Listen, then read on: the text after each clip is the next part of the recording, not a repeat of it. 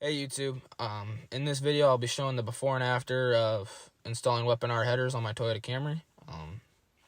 It's a V6 version. The before clips are also going to include an AEM cold air intake, a MagnaFlow exhaust, so it's not going to be stock before, but I just want to see the difference between before and after the headers.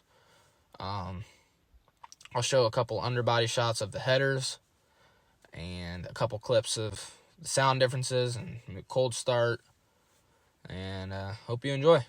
And